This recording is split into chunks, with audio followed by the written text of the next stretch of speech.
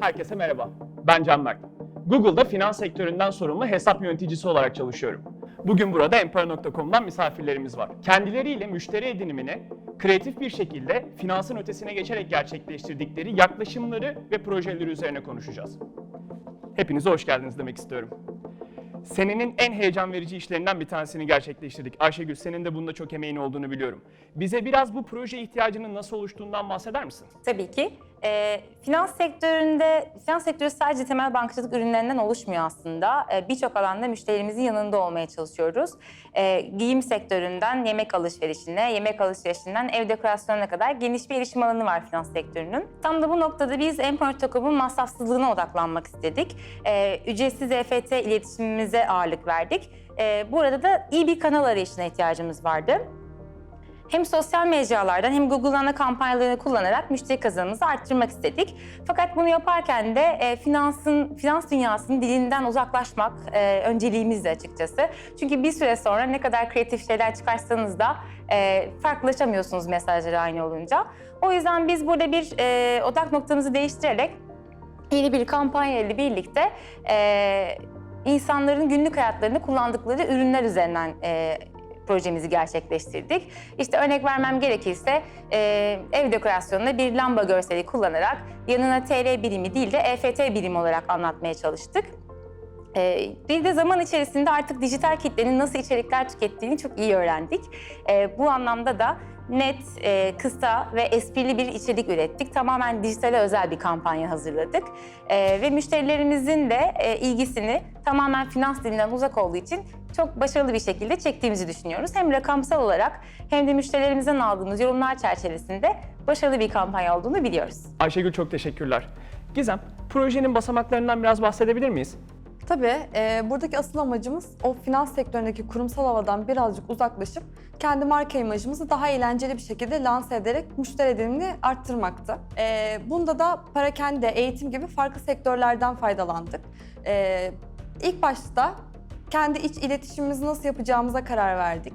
İletişimi nasıl yapacağımıza karar verdikten sonra mecra seçimine karar verdik. Sonrasında da hem sizden aldığımız feedbackler sonucunda hem de kendi datamızı incelediğimizde bazı öne çıkan sektörler oldu. Parakende ve eğitim örneği de bunlardan 2 tanesiydi. Bunun gibi örneğin ev dekorasyonuyla ilgilenen kitleye matkapla birlikte bir yayın yaptık. Yazın olduğu için kadın kitlesine parfümle yayın yaptık. Erkek kitlesine gözlükle yayın yaptık. Bu şekilde sektörleri farklılaştırarak özelleştirilmiş kreatifler hazırladık. TrueView for Action kampanyasıyla birlikte daha odaklı bir şekilde potansiyel müşterilerimize sunmuş olduk. Harika. Can, bu kreatif yaklaşımı biraz daha detaylandırabilir miyiz? Tabii, aslında alışılmışın dışında bir iletişim yapmak temeldeki amacımız. Buna giderken de alışılmışın dışında bir kreatif ve mesaj bizim için büyük bir ihtiyaç haline geldi. Kreatif dizayn aşamasında görkemli çalışmalar yapmak yerine daha kısa, zekice ve kullanıcıya dokunacak şeyler tercih ettik. Hedef kitleleri belirlerken Google Dijital Trends datalarını kullanarak Türkiye'deki dijital kitlenin en yoğun olduğu yeme içme, perakende gibi alanları hedefledik. Bu hedeflemeleri video segmentinde TrueView for Action kampanyasıyla performansa daha yakın tutabileceğimizi düşündük. Temelde bu formülün işleyebilmesi için, performans odaklı müşteri kazanımı formülümüzün aslında işleyebilmesi için TrueView for Action kampanyasını kullandık. Video segmentinde bu kampanyanın performansından çok memnun kaldığımız için statik görsellerle GDN'de de bir iletişim yapmaya karar verdik. Burada da Smart Display kampanya ve Discovery kampanyayı kullandık. Can çok güzel sonuçlardan bahsetti. Gizem, bu güzel sonuçlar hakkında biraz daha detaylı bilgi alabilir miyiz? Bu kampanyayla birlikte daha fazla müşteri elde ettik.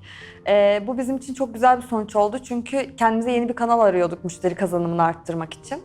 Yapmış olduğumuz kreatif ve hedefleme çalışmalarıyla birlikte daha önceden video kanalı üzerinde yapmış olduğumuz çalışmalara göre %95 oranında müşteri edinim maliyetlerimizi düşürmüş olduk.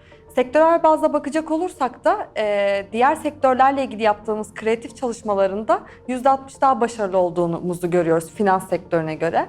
Bu da bizim için çok güzel bir sonuç oldu. Peki bu proje içerisinde sizi en çok heyecanlandıran şey neydi?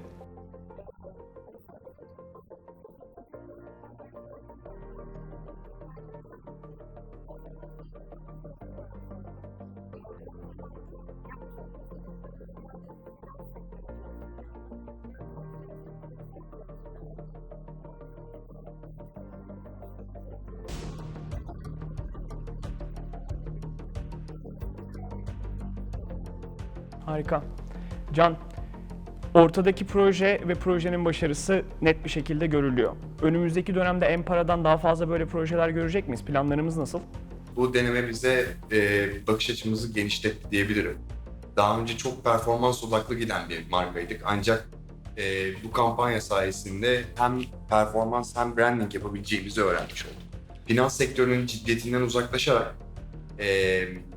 müşterilerin sempatisini kazanabileceğimiz yeni bir kanal aslında elde etmiş olduk. Gizem'in de bahsettiği gibi müşteri edinimimizi arttırabildik. Aslında sonuç olarak şunu net bir şekilde söyleyebilirim.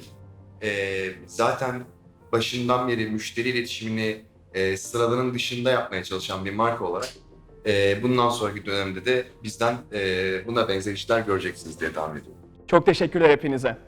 Evet, rakiplerinin yoğun olarak hedeflemediği finans ötesindeki kitlelerden müşteri edinimi almayı hedefleyen Empara.com, sektörün ciddi havasından uzaklaşarak ve YouTube'un da desteğini alarak bu hedefine ulaştı. Farklı kitlelere farklı görseller göstererek potansiyel müşterileriyle duygusal bağ kurmayı başardı. Kendilerini tekrar çok tebrik ediyoruz. Bir sonraki Think with Google başarı hikayesinde görüşmek üzere.